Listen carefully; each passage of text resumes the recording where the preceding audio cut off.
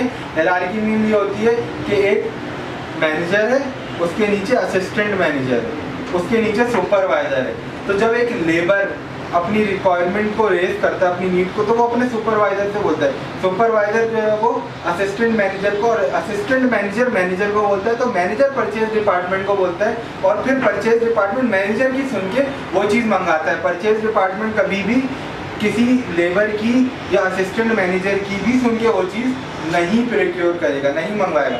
तो ये जो लेबर, असिस्टेंट मैनेजर, मैनेजर और उसके बाद परचेज डिपार्टमेंट वाली जो पूरी एक स्टेपिंग है, इसको हम बोलते हैं हायरार्की। ठीक है, कि लेबर, ये हायरार्की क्यों होती है कि लेबर किसके अंडर में काम कर रहा है? सुपरवाइजर के। सुपरवाइजर को सर मुझे ये चीज़ चाहिए, अच्छा चेक कराओ वाकई में ज़रूरत है, उसने कहा हाँ यार ज़रूरत है, उसने उसको भेजी।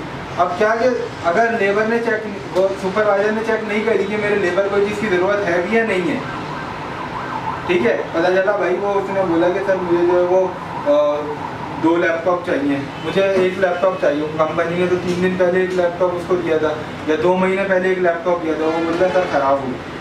तो अब जो सुपरवाइजर ने बोल दिया अपने मैनेजर को चेक किए बगैर, मैं असिस्टेंट मैनेजर ने बोला भाई ज़रा चेक कराओ, अभी तो 2 महीने पहले तो उसको दिया था।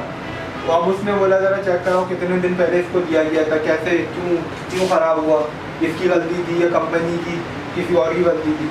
उसने पूरी इन्वेस्टिगेशन करा के फिर उसने जीएम को बोला, फिर जीएम ने अगेन इन्वेस्टिगेशन करा ली कि यार वाकई में ये चीज़ सही है, ऐसा तो नहीं कि कंपनी का नुकसान है इसके अंदर। इतनी हायरार्की बनाने का मकसद क्यों है?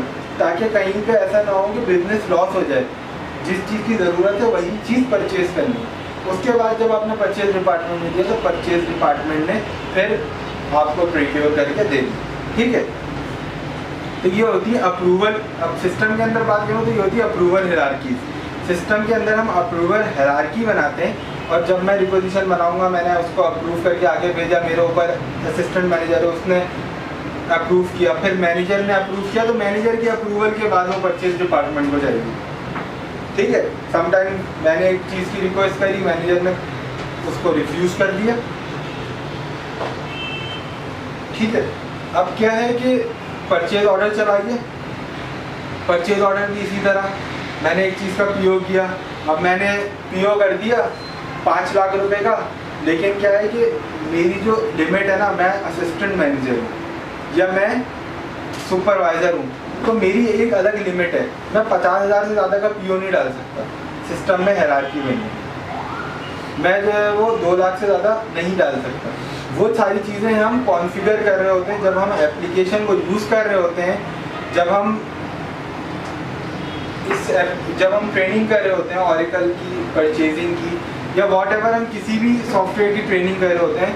तो जो कंसल्टेंट एंड ट्रेनिंग होती है, यूज़र एंड ट्रेनिंग की बात नहीं, कंसल्टेंट एंड ट्रेनिंग में हम यही सारी चीज़ें चेक कर रहे होते हैं कि कंपनी को क्या नीड है, और उसकी नीड्स के मुताबिक हम किस तरह से उस सॉफ्टवेयर को कॉन्फ़िगर करेंगे, उस सॉफ्टवेयर को हम किस तरह से डिज़ाइन करेंगे।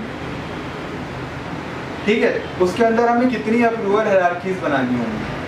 ठीक है, वो चीज़ें कैसे बनती हैं, आपके करंट बिजनेस सिनेरियो को देखते हुए वो चीज़ें बनती हैं। कि मतलब अभी लेट सपोज मेरे पास कोई सॉफ्टवेयर नहीं है, लेकिन मैं क्या बोलता हूँ कि यार आपको ज़रूरत है, अगर लेट सपोज ABC% आपको ज़रूरत है किसी चीज़ की, तो आपने मुझे बोला, मैं जो है वो आगे बोलूँगा, ठीक है, सर को, और वो किसी और को बोलेंगे, तो क्या होगा कि मैं सबसे पहले आपसे इन्वेस्टिगेशन, भाई क्यों है, क्या है, कैसे, उसके बाद मैं आगे बोलूँगा, फिर वो मुझसे पूछेंगे, फिर मैं आगे, फिर वो उनसे पूछेंगे। तो ये पूरी एक हायरार्की है, और इसी हायरार्की को, इसी जो है वो प्रैक्टिस को हम सिस्टम के अंदर इनकॉर्पोरेट करते हैं, और यही चीज़ें हम अपनी ट्रेनिंग के अंदर सीख रहे हैं।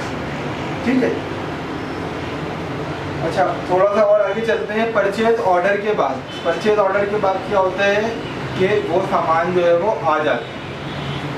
ठीक है, तो परचेज ऑर्डर के बाद जब वो सामान आ जाता है तो फिर क्या होता है, फिर मैं परचेजिंग से निकल गया, फिर सामान आ गया, तो परचेजिंग से निकल गया, वो सामान इन्वेंट्री को डील करना है, फिर वहाँ पे रिसिप्ट बनेगी, तो वो इन्वेंट्री का डॉक्यूमेंट होगा। ठीक है, रिसिप्ट क्रिएशन जो है वो आपका इन्वेंट्री वाला बनाता है, जब वो माल को रिसीव करता है तो वो एक रिसिप्ट बनाता है कि अच्छा यार इतने सामान का परचेज ऑर्डर किया था,